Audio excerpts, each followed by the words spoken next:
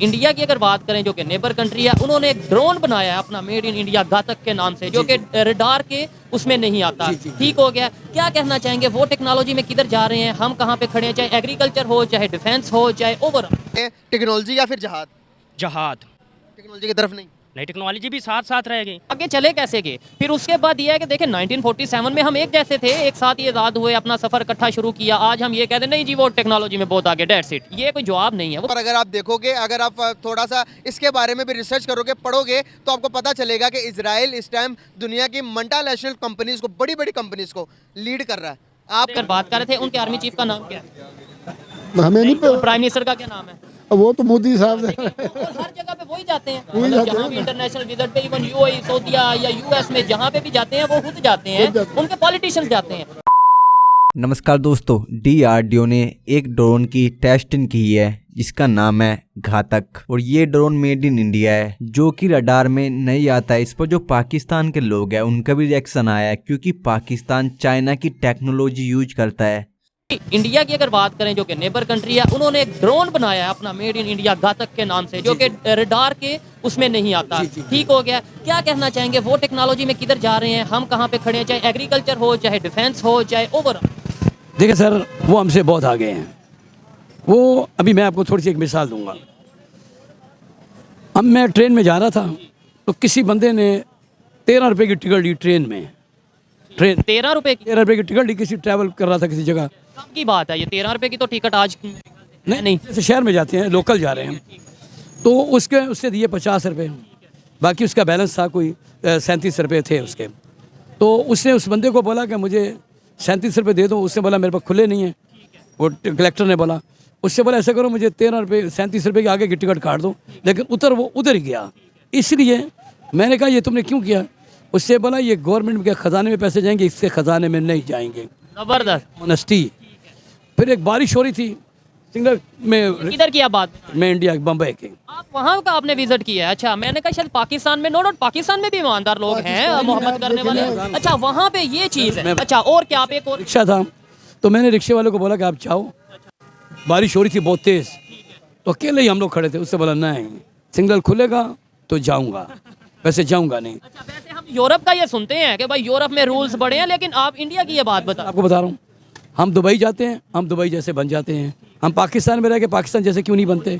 क्यों सी परेशानी है हमें लोग? यहाँ पे डर नहीं है, पता है कि हम इस तरीके से आवे का आवा बिगड़ा हुआ है, गिव एंड टेक का सिस्टम है। आप इंडिया किस सिलसिले में गए? मैं तो सिंगिंग के सिलसिले, मैं एज ए आर्टिस्ट भी हूँ।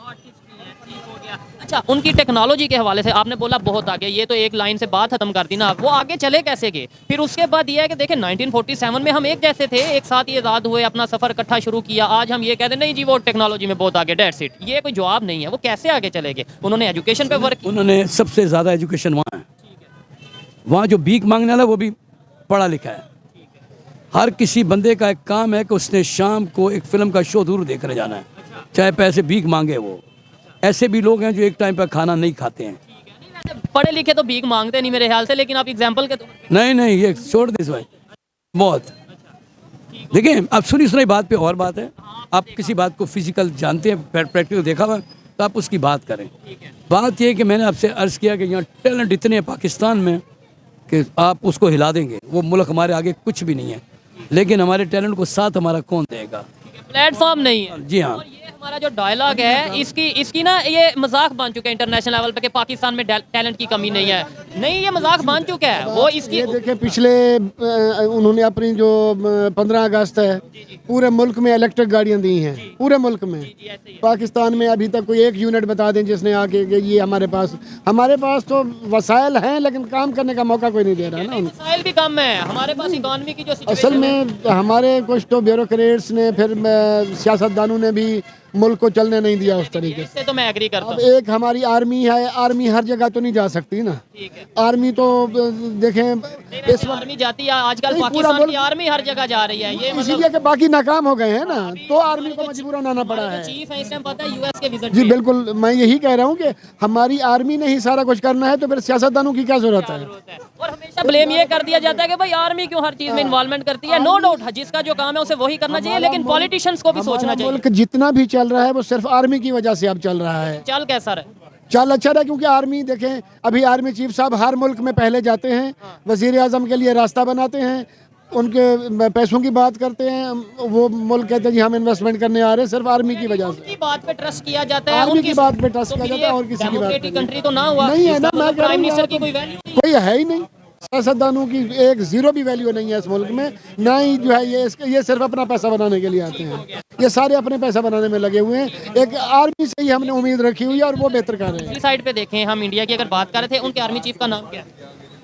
हमें नहीं प्राइम मिनिस्टर का क्या नाम है? वो तो मोदी साहब से और हर जगह पे वही जाते हैं, वही जाते जहाँ भी इंटरनेशनल विजिट पे, इवन यूएई, सऊदीया या यूएस में जहाँ पे भी जाते हैं वो खुद जाते हैं, उनके पॉलिटिशियंस जाते हैं। हमारे यहाँ से आर्मी चीफ सर हमारे मुल्क में टेक्नोलॉजी बहुत है, हाँ, लेकिन उसके ऊपर पीछे वर्क नहीं है, बैकिंग नहीं है। ऐसे ऐसे टैलेंटेड आपके यूनिवर्सिटियों में, कॉलेजेस में लड़के हैं कि मैं आपको क्या बताऊं।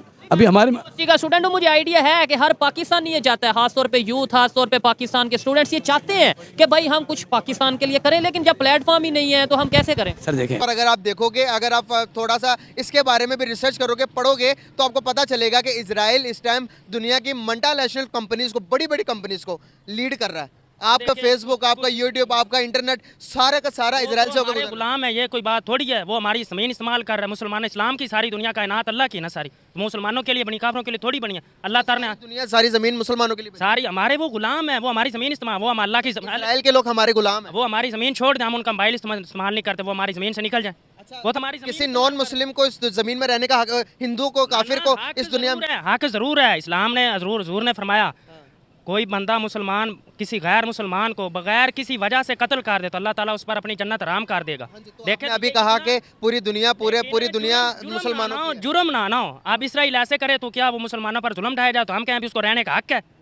क्या कहेंगे, उसका हक है रहने का? मतलब जहाँ कहीं ना कहीं गलती तो हम भी तो करते हैं, किसी न किसी। गलती ये गलती हो रही, कितनी बार, ये कितने साल हो गए ये गलतियाँ हो रही है। अब आप मुझे एक बात बताएं, कुछ टाइम पहले की बात है कि मुसलमान ताकतवर होते थे। आप सल्लल्लाहु अलैहि वसल्लम के दौर में मुसलमानों के पास पावर थी, मुसलमान एक लाइन पर थे, मुसलमानों को पता था कि हमने क्या करना है। तब यरूशलेम मस्जिद अक्सा किसके पास थी? हमारे पास थी। तब हम ताकतवर थे। सलाहुद्दीन अय्यूबी आए थे, सलाहुद्दीन अय्यूबी के टाइम पे भी हम पावरफुल थे। यरूशलेम किसके पास था? मुसलमानों हमारे पास था।